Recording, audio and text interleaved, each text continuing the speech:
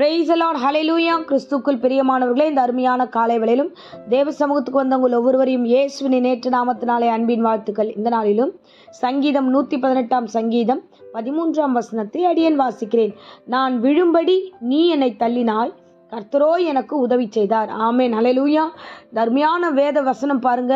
சங்கீதக்காரன் விதமாய் சொல்லுகிறார், நான் விழும்படி சத்ருவானவன் என்னை தள்ளுகிறான், ஆனால் கர்த்தரோ எனக்காக உதவி செய்கிறார். இந்த சங்கீதக்காரன் மேல இருந்து நிறைய வசனங்கள், இதுக்கு மேற்பட்ட நம்ம வசனங்களை தொடர்ந்து வாசிச்சோம்னா, நான் நெருக்கத்தில் கர்த்தரை நோக்கி கூப்பிட்டேன், அவர் என்னை விசாலத்தில் கொண்டு வந்தாரு, அதனால நான் எதுக்கும் நான் பயப்பட மாட்டேன், யாருக்கும் நான் பயப்பட மாட்டேன். ஸோ மனுஷன் எனக்கு என்ன செய்வான், கர்த்தர் எனக்கு அனுகூலமான கதவுகளை வைத்திருக்கிறார் என்று விசுவாசத்தோடு அவர் சகல காரியத்தையும் சொல்லுகிறார். ஒரு காரியத்தை சங்கீதக்காரன் அறிந்திருக்கிறான். நான் விழும் பொழுதெல்லாம் நான் விடணும், நான் பாவத்தில் தள்ளப்படணும், ஸோ நான் எழுந்திருக்க கூடாத இடத்துல நான் விழுந்து கிடக்கணும்னு பிசாசு நினைக்கிறான். அது மாத்திரமல்ல, தேனீக்களை போல என்னை வளைந்து கொள்ளுகிறார்கள், என்னை சுற்றி வளைத்து கொள்ளுகிறார்கள். ஆமென், ஹல்லேலூயா.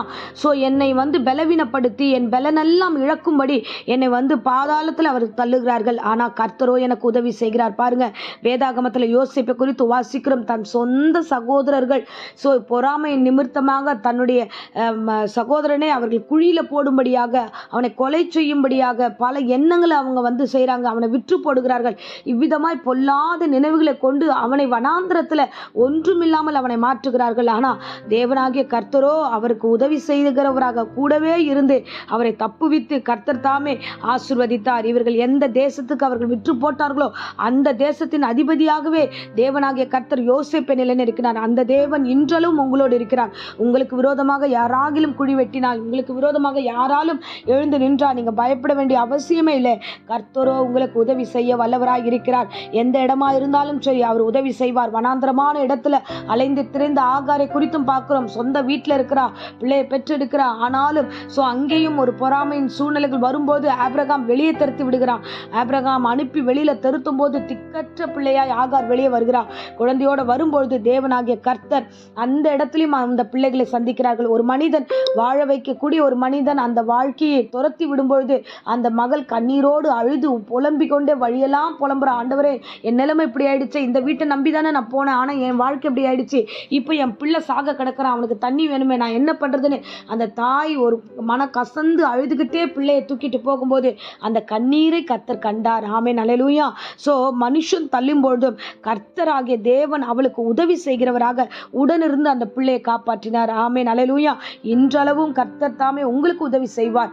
எங்கே இருந்து தள்ளப்பட்டீர்களோ, எங்க இருந்து யாரால நீங்களை அவமானப்படுத்தப்பட்டீர்களோ, யாரால் வெளியேற்றப்பட்டீர்களோ, எல்லா இடத்திலிருந்தும் கர்த்தர் உங்களுக்கு உதவி செய்து உங்களை வழி நடத்த வல்லவராய் இருக்கிறார். ஆமென், ஹல்லேலூயா. ஆகையால இந்த பலனை நீங்க இழந்து போகாதீங்க. அதுதான் சங்கீதக்காரன் சொல்ல, கர்த்தரே என் பலன். கர்த்தரே என் பலனா இருக்கிறபடினால் நான் அசைக்கப்படுவதில்லை என்று அவன் தன் இருதயத்தில் தீர்மானித்துக் கொண்டிருந்தான். ஆமென். இப்பொழுதும் தேவனாகிய கர்த்தர் உங்களுக்கு உதவி செய்வார்.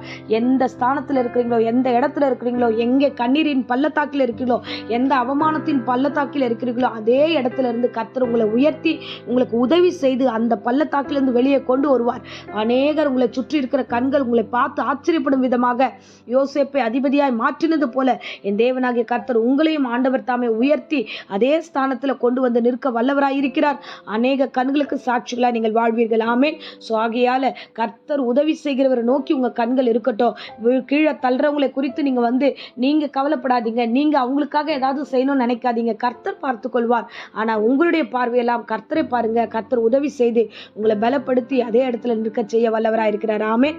இப்பொழுதும் அடியேன் உங்களுக்காக ஜெபிக்கிறேன். அன்பு ரட்சகா, இந்த அருமையான தருணத்துல கூட கர்த்தாவே அப்பா, இந்த பிரசங்கத்தை கேட்ட ஒவ்வொரு பிள்ளைகளுக்காக ஜெபிக்கிறேன். ஆண்டவரே, ஒவ்வொரு நாளும் பிசாசானவன் கிறிஸ்துவ பிள்ளைகளை எப்பொழுது விழ தள்ளுகிறானோ அப்பொழுதெல்லாம் நீர் உதவி செய்கிறீர். அதற்காய் ஸ்தோத்திரம் ஆண்டவரே.